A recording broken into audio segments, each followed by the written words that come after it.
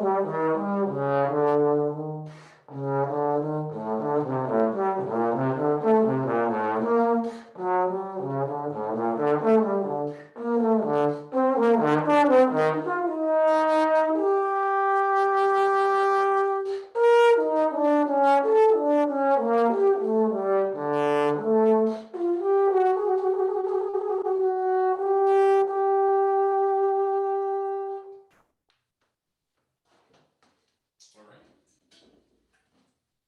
Thank you so much. All right, so just to tell you guys a little bit about myself, thank you so much again for the introduction, Jason. I grew up originally, I'm from Dallas, Texas, kind of made my way through the Texas band system.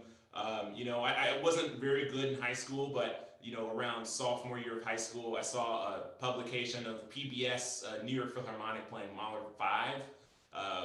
And that like really kind of changed my world the next day. Went to my band director, was like, "Hey, what's up with this orchestra thing?" And he was like, "Oh, let me tell you about it." And he found me a lesson teacher who happened to be a former member of the president's own U.S. Marine Band.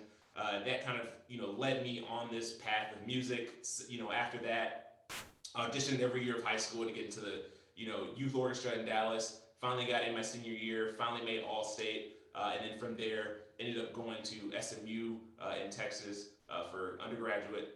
There also same story. It was not very good. In fact, I was the only member of the entire music department who wasn't playing in ensembles my freshman year. They just didn't think I was very good. But eventually by the time I left my senior year, first chair and everything, blah blah blah. Then went on to graduate school, Manhattan School of Music. Similar story, made my way through there. Then got into the, all the festivals, whatever. Did the got an African American fellowship through the Minnesota Orchestra, and that was also very mind blowing. Getting to play with those guys every week was amazing, and then from there, New World Symphony, and then from there to where I am now, the Naval Academy Band, for which I've been here for about 2 years. And it's been great, and it's absolutely changed the way that I've thought about playing and warming up.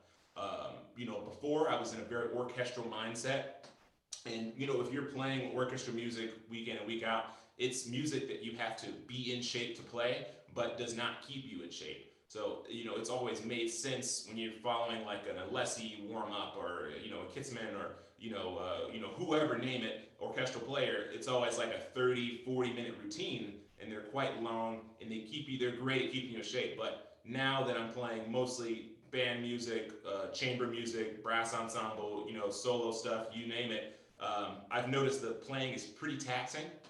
And so personally, I need a shorter warm up that is going to just hit the fundamentals and allow me to work on this chamber music, allow me to work on these things, get me out of the door, essentially. I've tried all these warm ups. I've like, they're all long, and I've had to make cuts.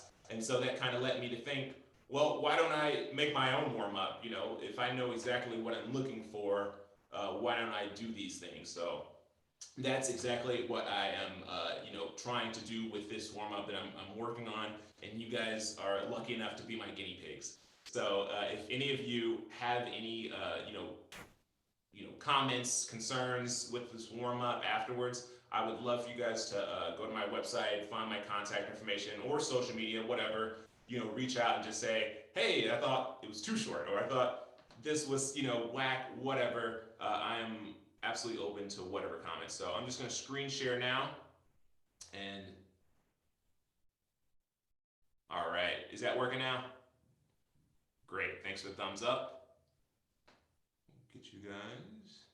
All right, so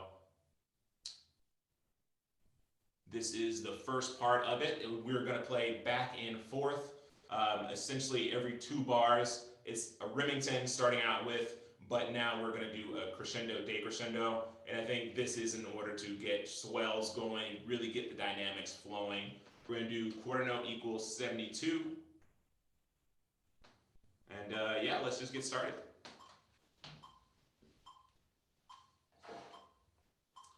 1, 2, ready.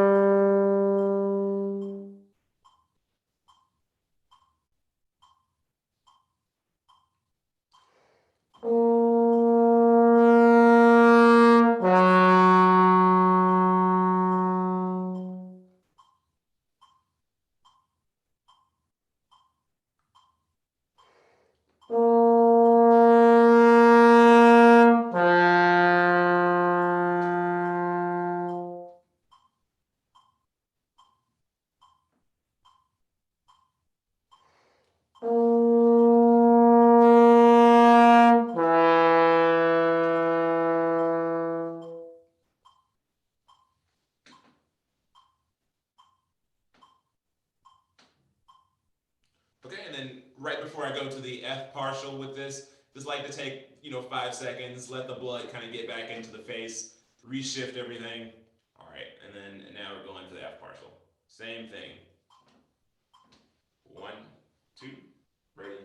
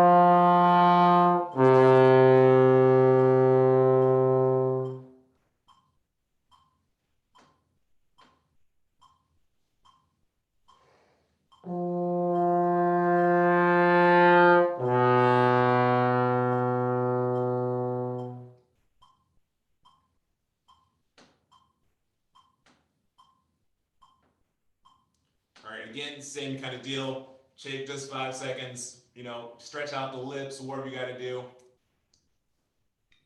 All right, and then now into B flat. 1, 2, 3.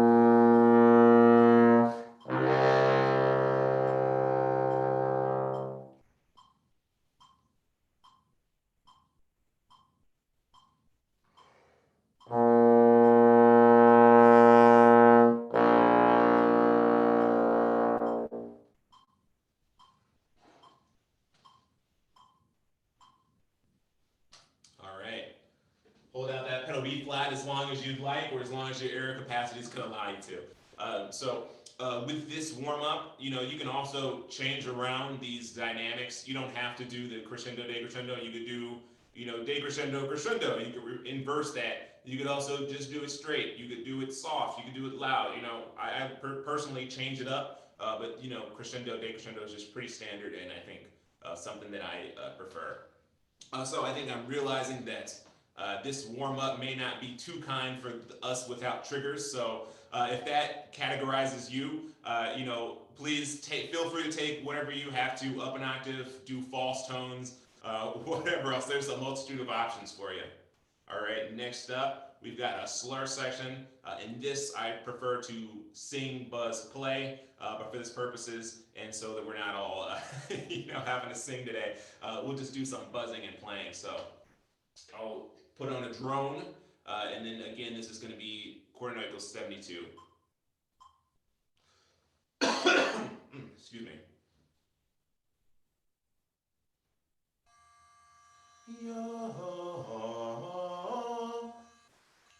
And then again, I play, you play. 1, 2, 3.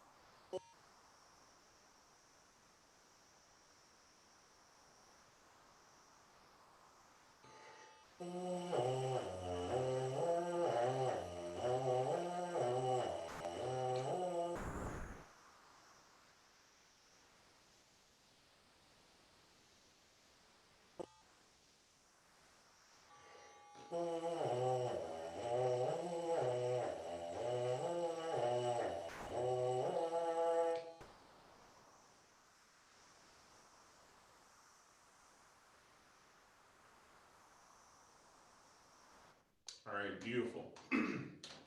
Next up, we are going to pop this back into the horn and then play this all again with the metronome on. All right. 1, 2, ready.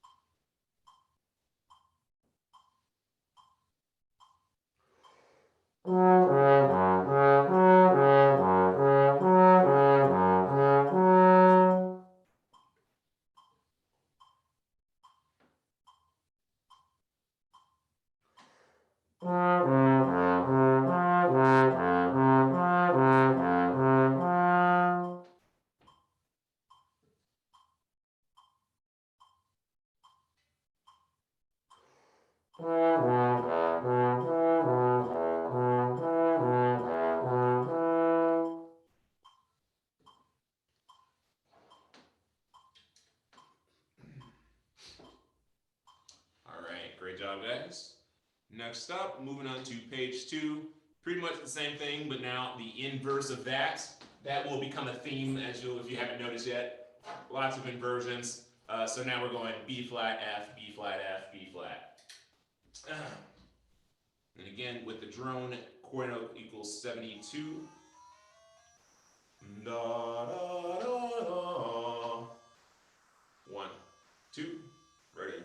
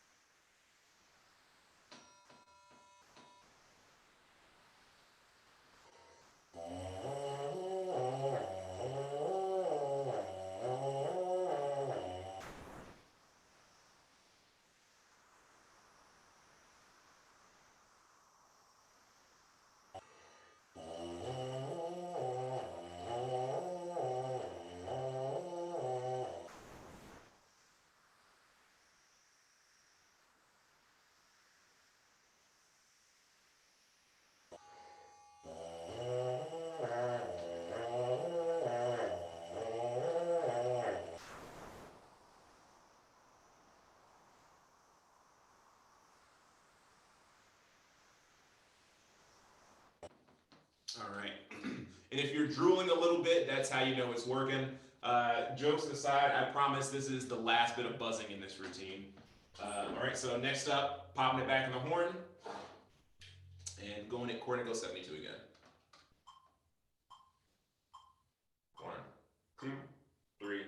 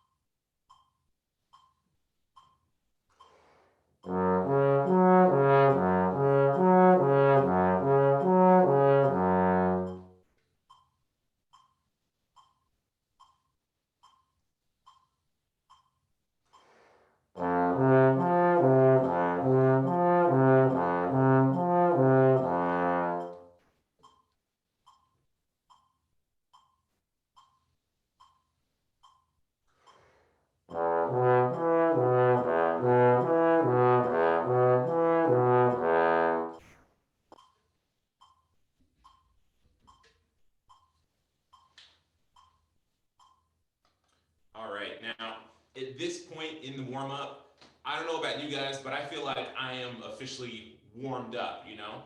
So if I, was running late to a gig or a rehearsal or, I had something to do in the day, this is a point where I could cut things off and be like, okay, I'm feeling okay to run into something else, bigger music or whatever. But, obviously it continues, and I feel like if you have the time, then, you absolutely would.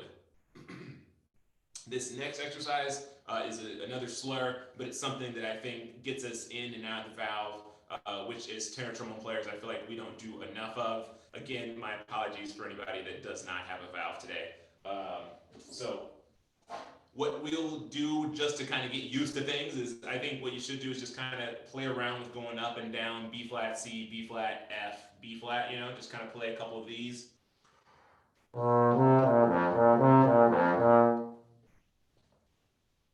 So if you want to, and then again after that maybe mess around with playing B flat, C, F, C, B flat above the staff, because I feel like C in first position is not something we often do. All right, and then feel free to mess around with that. And yeah, once you feel comfortable enough with that, we're just going to take this again, chord nickel 72, back and forth. 1, 2, 3.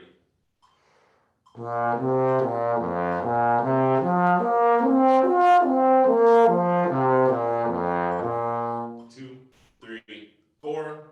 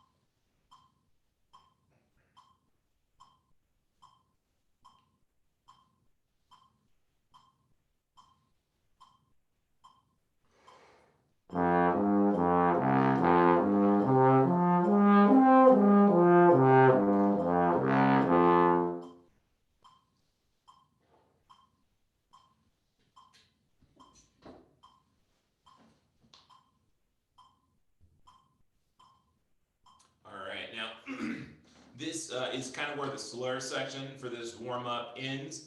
But if you feel like you need a little bit more slurs in your warm up, don't feel free to repeat any of these exercises. You could always do them in cut time. So the first one.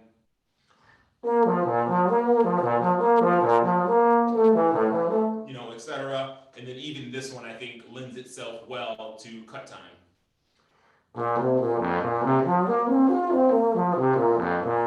And that's a way to stretch these and get more slurs into your routine.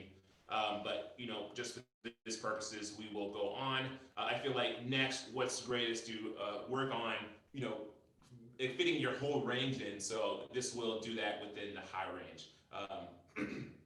And this one, we will again take 2 bars. Then you guys play 2 bars, etc. And it's just going to go higher and higher. Feel free to stop at whatever point you feel comfortable. You don't have to take it all the way to the high E flat. In fact, I feel like if you have a long day playing ahead, maybe you should. All right. This is going to be quarter note equals 92, actually. 1, 2, 3.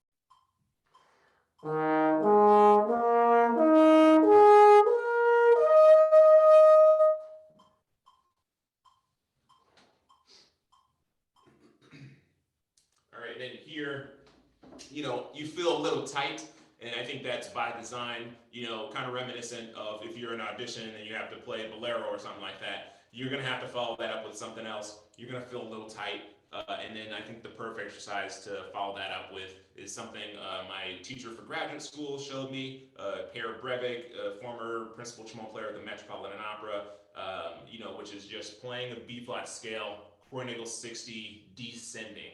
And that really kind of loosens you back up, and I think gets you used to that kind of a playing. If you have to go play something really high followed by something low and soft. So we're going to do these chord note equals 60, and the idea is aiming for relaxation. Again, I play 2 measures, you guys play 2 measures, just scales going down. 1, 2, 3.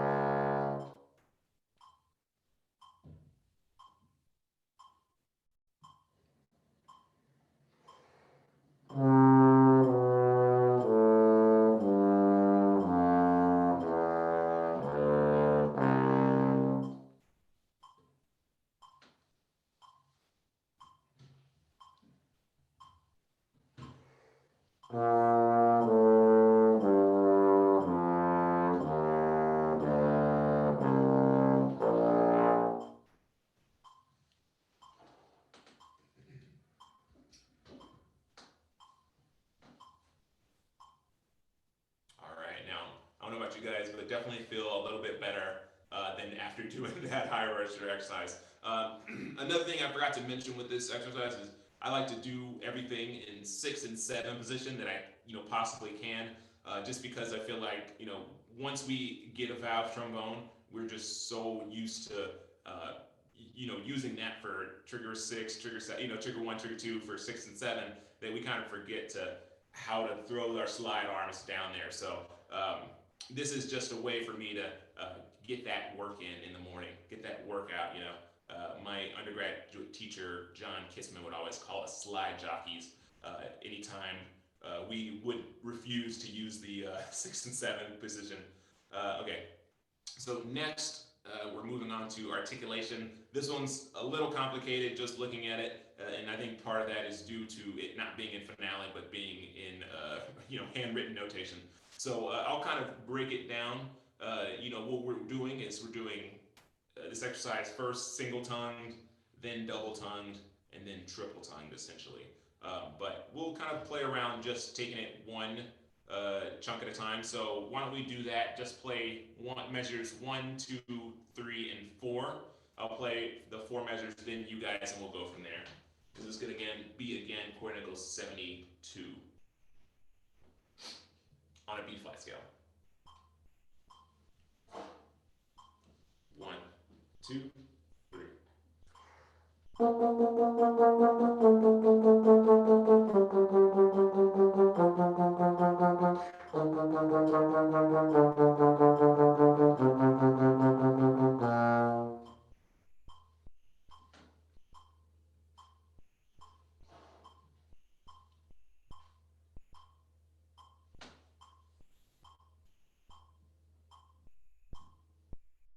Okay, and then I think from here we'll do the next 2 measures. Again, I play, then you play. 1, 2, ready.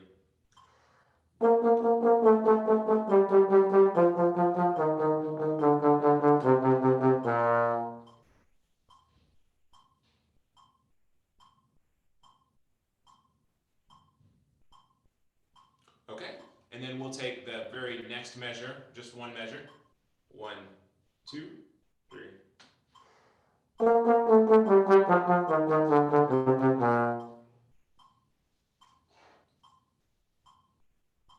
And then the very last measure. 1, 2, 3.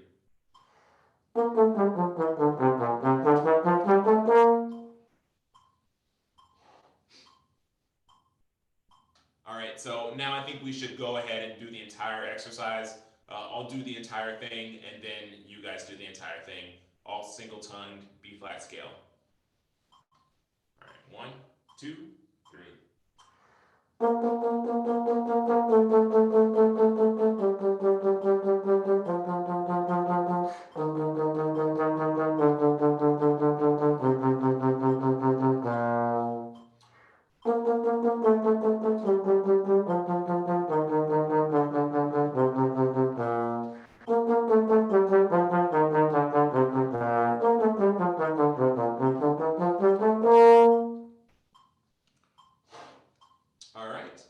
And then next up is basically the entire exercise, but now triple tongued.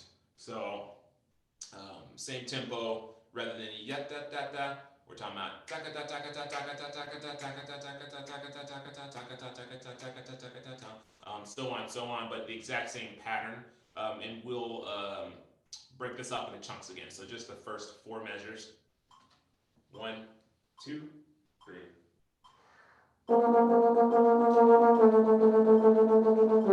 Oh, you know what? Sorry, I realized we skipped double tonguing. So why don't we go back to this very first exercise, and we'll do the exact same thing over again, but double tongued.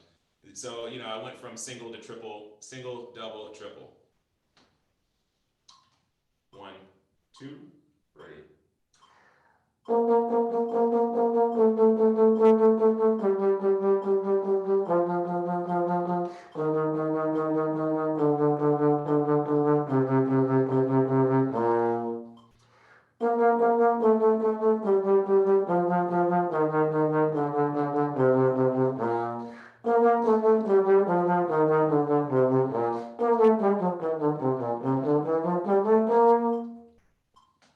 All right, and now that we've gotten our double tongue out of the way, now we're moving on to triple tonguing.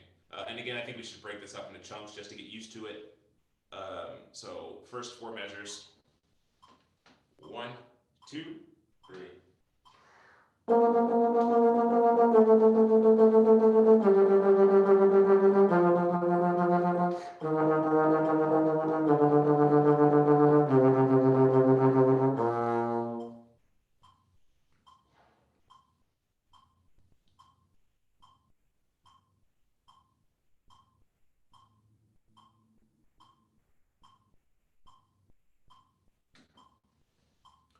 and then next up, the very next two measures. 1, 2, 3.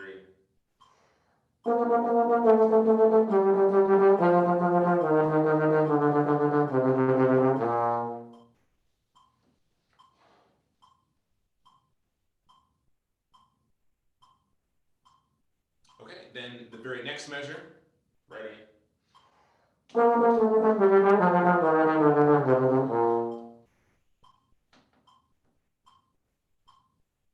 And then the very last measure is a little tricky, but is fun.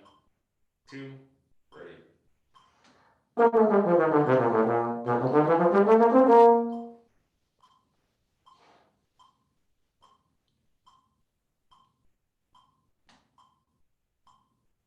right, so now I think we should take the entire thing. Again, I'll play, you play. Treble tongue. 1, 2, 3.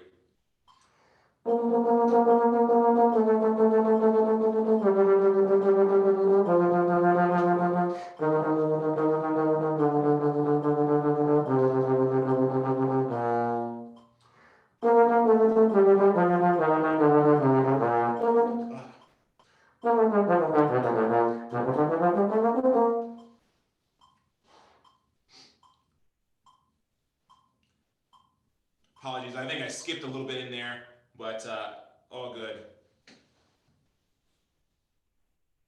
So next up, I do this normally in 3 keys. So why don't we just descend a half step and choose A scale? How about that? Myles, can I jump in and ask a quick question here? Absolutely. So when you do the double tonguing, do you do that at the same tempo as the single tonguing? Yes, I do. Okay, cool, thanks. Yeah. So I think I do that because oftentimes when we do our double tonguing practice, we do it at a faster tempo, and so we kind of develop these double tonguing skills that only work at certain speeds. So I think working on double tonguing at a slower speed, slower tempo is really going to enable us to play whatever gets into our way. There's always, I find, musicians have that kind of in between phase where it's like it's a little too hard to single tongue, a little too hard to double tongue, and I think double tonguing at slower tempo will help ease that gap a little bit. Awesome. So good point. Thank you. Yeah, no problem. So why don't we again do this exercise all the way through this time, not chunking in the key of A, single tongue. And Myles, I think at this point, I think everyone's comfortable enough. We should all just do it at the same time. Okay, that sounds great. For economy's sake. Yeah, I think we're good. All right, all at the same time. 1, 2, 3.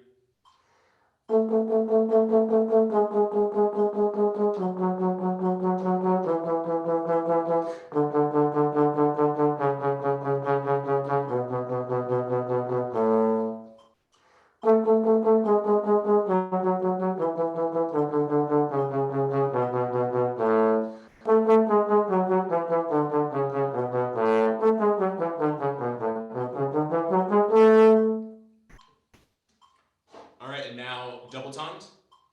1, 2, 3.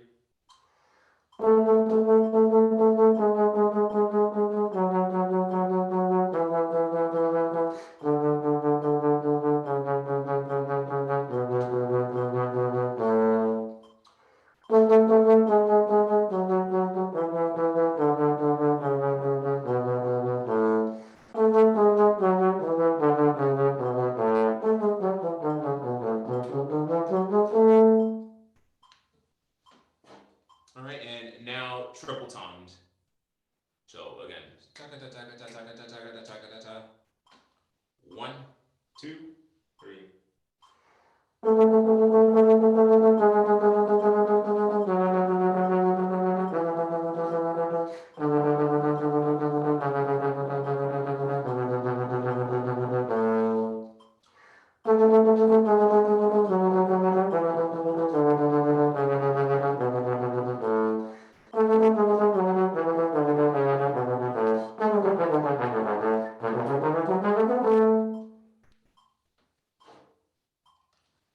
Okay, and then last but not least, the key of A flat. I think just go down one more half step. And then, just to get a different range of tempos, is everybody cool if I bump it up just maybe 76 to 80? All right, a little bit faster. 1, 2, 3.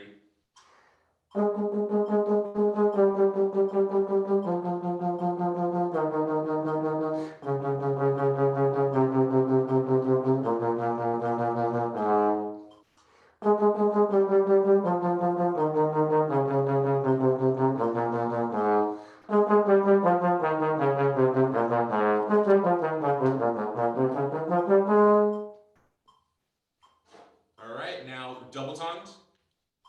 1, 2, 3. All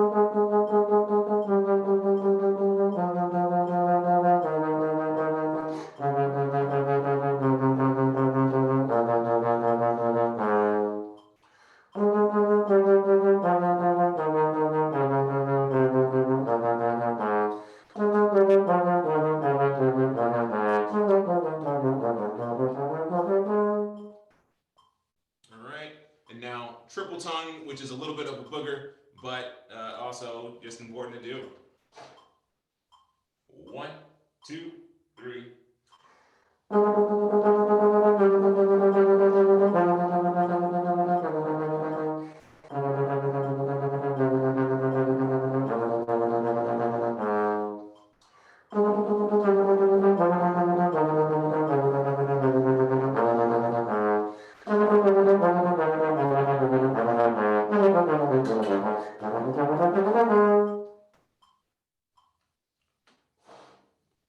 All right, that is about all the articulation exercises that I do throughout the day.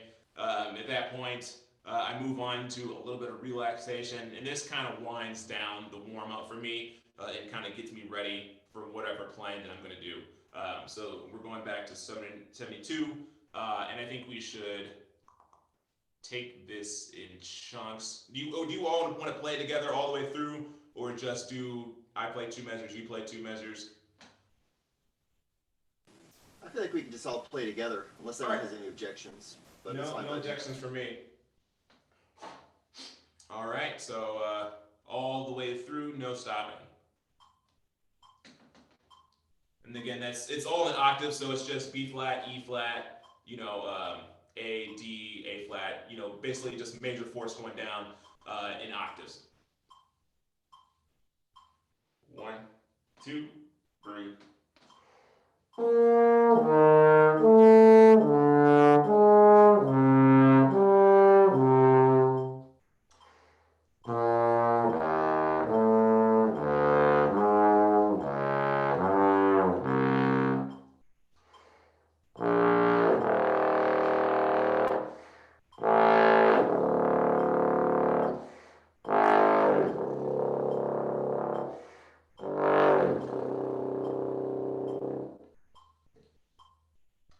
All right.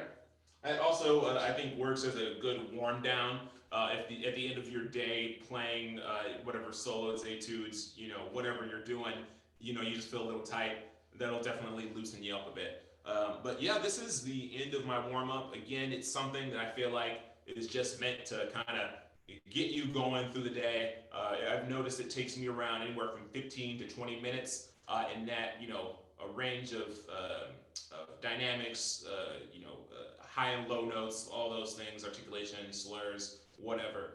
Again, I would love your feedback if you guys, find anything that could be better about it. I'm going to continue to work on this, eventually throw it into Finale, and then hopefully publish it in the future. So that is kind of the goals I have with it. And yeah, if anybody has any questions, let me know. I'd love to talk more about any other range of topics. Well, I have a question real quick.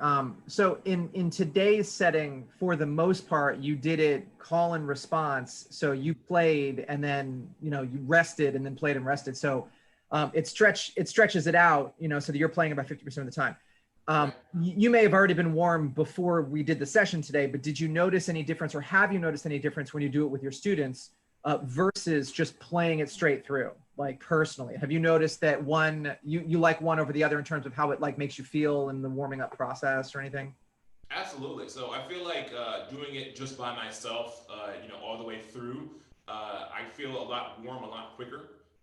So it's like one of those things where it's like, oh, I'm ready to go, get out there.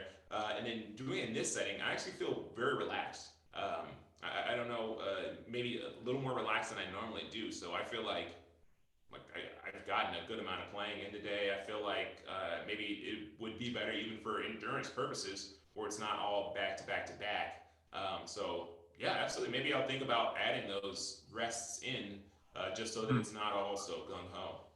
Yeah, so sometimes what I'll do is I'll record myself playing it, and then I'll go into like an audio editing program and clean it up, and then I'll use those as practice tracks. So I'll listen to myself play, and then I'll try to be better than myself and like respond. So I'm playing 50% of the time.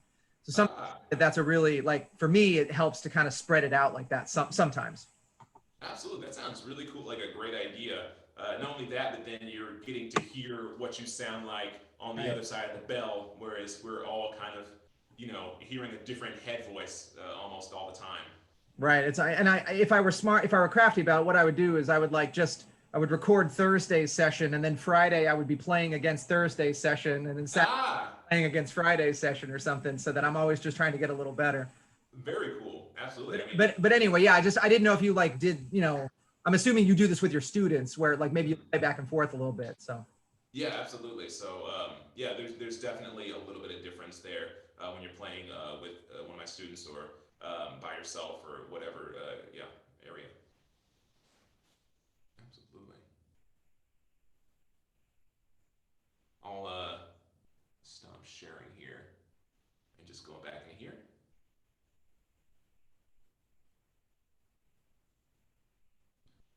All right. Oh, come on, Dominic. You know, What? thoughts. You always have thoughts. Come on, man. You're a thinker.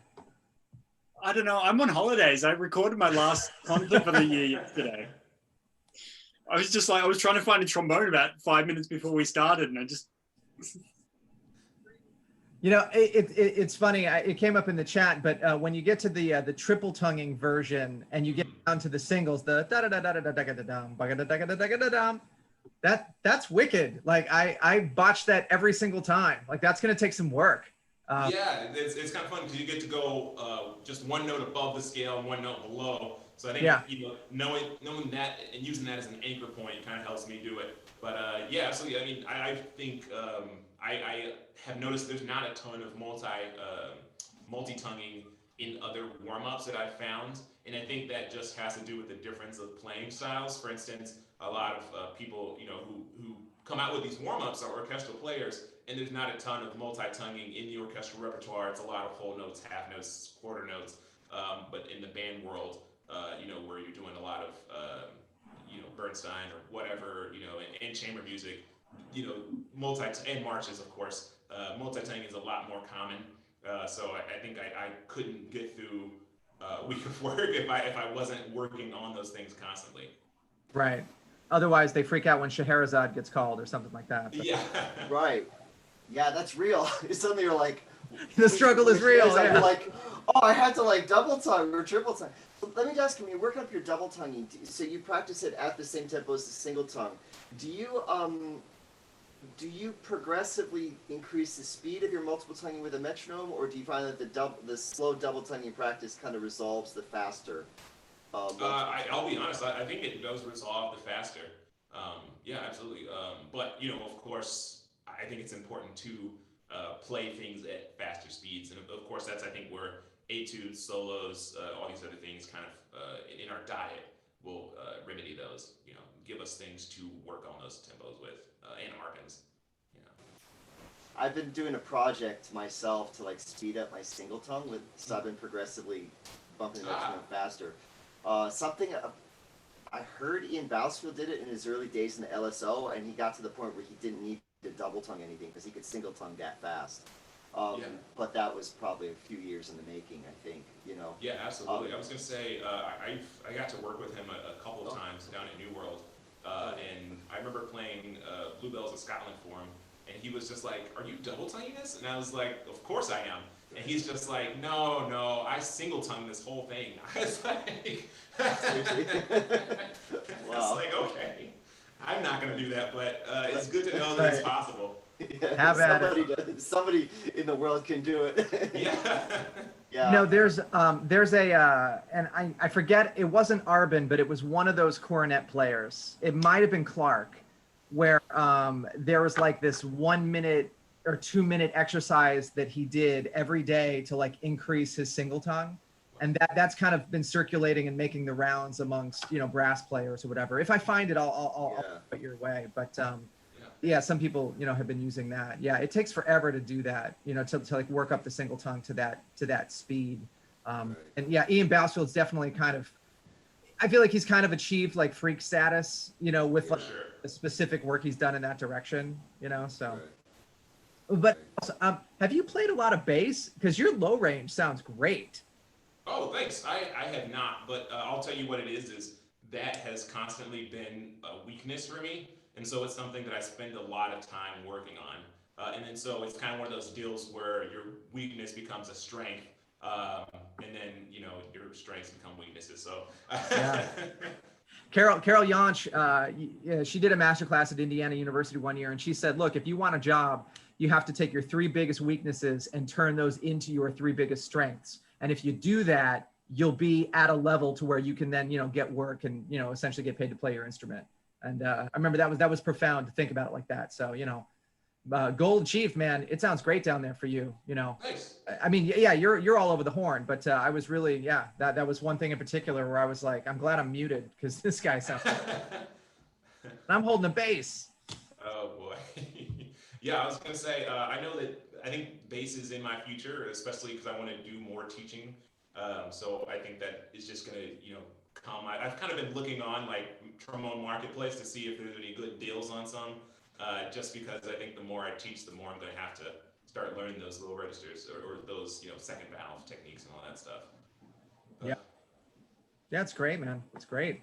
And I'm assuming, you know, obviously, and I think we all have to broach this at some point, the concept of, you know, warming up versus practicing versus maintaining our chops versus, you know, versus learning things, you know, they're all different. A lot of different things we're doing here. And I'm assuming with your students, you know, there's like they have to learn their scales, you know, and they have to learn their way around the instrument.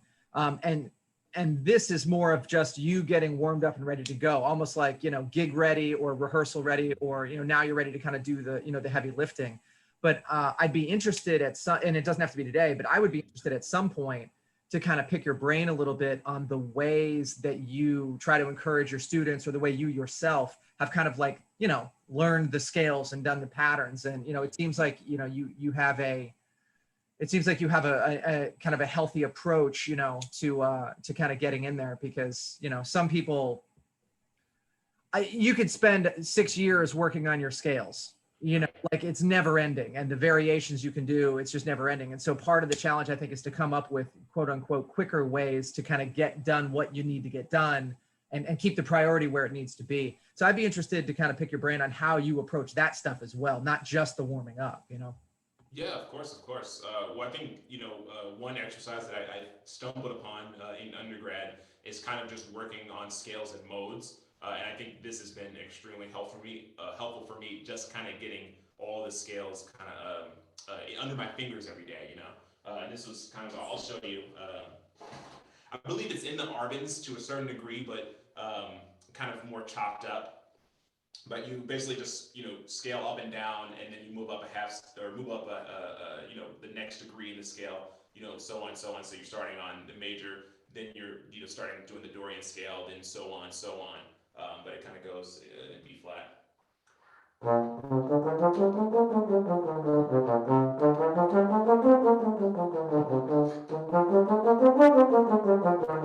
You know, so on and so on until you get, you know, all the way through every mode and then back down. And that kind of just keeps it in your under your fingers. And I think if I don't, you know, if I only have so much time to work on scales, that's an exercise that I do.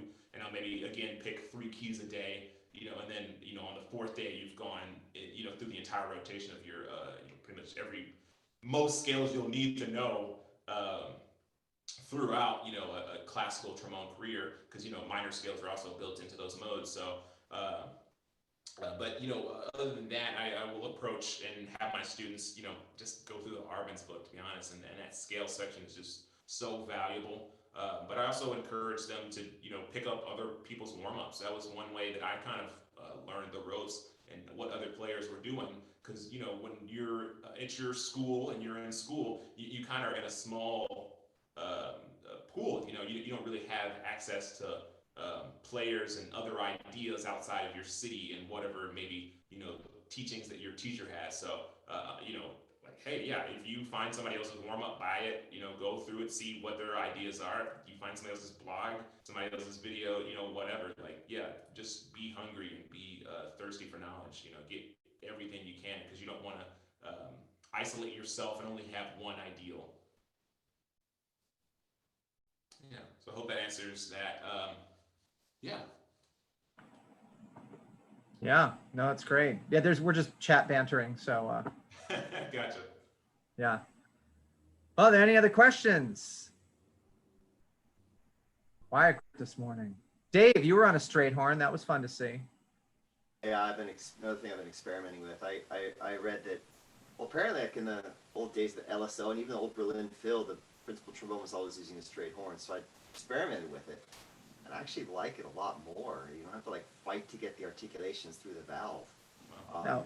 So yeah, Dominic's a the big problem fan. is that like seventh position sucks. I like, think on the German horn where the seventh is basically there. right. Like literally, I'm like I a lot of my warm up includes LaFosse studies, so I do those just like a regular thing. But without the trigger, it's like horrible. And then something like Legaza Ladra, I'm just like, how do I do this? So basically, I'm using a straight horn when I can, and if I need the valve, I just put it on. So it's a large bore straight horn. yeah, it's just a straight neck pipe. It's a Shire, so I just take the valve off, and you get like a straight straight neck pipe. My colleagues aren't allowed to use the valve for Legaza Ladra. All right. If I use 7, they have to use 7, and I use a straight horn for Legaza Ladra. Yeah. It just a valve when the third player is using the valve and you're sitting on top on 7, it just sounds different. Right. So Yeah. if I play 7, they have to do it too, and I always play Legaza Ladra on the straight horn. Right. Yeah, speaking of Ian Bousfield, he was always a big, proponent of just the shortest distance and the easiest way is a straight line. I Yeah. just wonder, like, how do you do stuff like Fest Rahman has a trombone so that goes down to a D, or like Bear Creek Pieces, like that has like low stuff, and I just wonder how, like Dennis Wick apparently played a straight horn through his entire career in the LSO. I think I'm not sure, but how do they do that stuff without a valve? Well, rumors and all that, but it's either a false tone or they had a valve. I mean, that's really the only options, right? So either they had a valve that day and they still sound amazing because, it's Dennis Wick, or, used false tones and probably sound amazing because it was Dennis Wick, So I think when you get to that level, you can do it, any number of ways. And everything's a compromise in terms of convenience, but when you've mastered the instrument, you work them all up so that it almost doesn't even matter to you. Right. My professor here in Germany plays only on the straight horn, and if you're playing a low D, 90% of the time it's unison, the whole section. Yeah. So you can get away with just a piano false tone down there and let the bass trombonist do the work. Yeah. Um, That's a good point. and it's one of those things, especially in Mahler, where you have to go down into that register, but you want to be on a really bright open horn, a dark open horn with a big bell. You just let the bass trombonist do the work when it gets down there, and you do the work up the top. The same in the reverse. When the bass trombonist has to go above that F, you just tell them back off. We'll do the work up here. You do the work down there. So you can when I have a low D, I normally put the valve just on. I'll just pick up another horn. Right. But I know my professor who just tells the second and third player to just take the lead on those single notes. Right. Okay.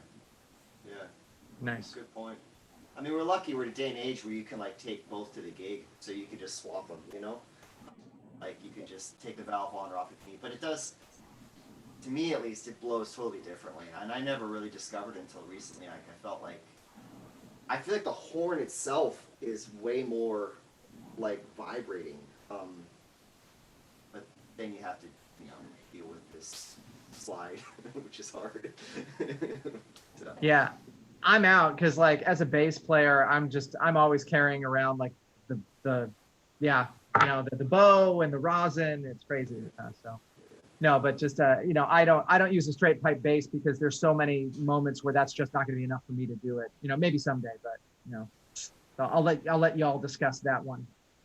But Myles, this has been fantastic. Really appreciate you sharing with us. And you know, I'll go back and, you know, watch it, and I'm sure there'll be some other ITH, you know, followers who will get on there and check it out. And so hopefully you'll get some good comments and feedback, you know, from a variety of sources. But it's great. I mean, it's no wonder you sound the way you do. You know, we are what we practice, and you're doing some great things here. And we wish you nothing but, you know, success and, you know, good vibes and good tones out in the DC, or you're in Annapolis, I should say, right? Right. Yeah, DC Annapolis area. You know, I'll definitely, if I'm in that neck of the woods, I'll definitely look you up. But this has really been great. We can't thank you enough for sharing with us today. Thank you so much again for having me. It's been great. Cool. Well, as always, if you can catch our sessions live, it's really great. It's an opportunity to share, ask some questions, and be a part of the moment. If not, we do have a YouTube channel, and on my website I have a page for the ITH, so we post a lot of the warm-ups, so you can always direct friends and students and whomever to go check out all sorts of stuff. We try to put up you know, as much as we can up there to help people out. Do tell your friends, pass the word. We're on Facebook and Instagram and YouTube and the World Wide Web and all the other internets and stuff, so feel free to share the news and let people know that we are trying to help, especially during these off seasons and pandemics and all that, where maybe people are a little limited with the number of people they get to play with right now. So thanks so much for being here, and yeah, we'll see you all later.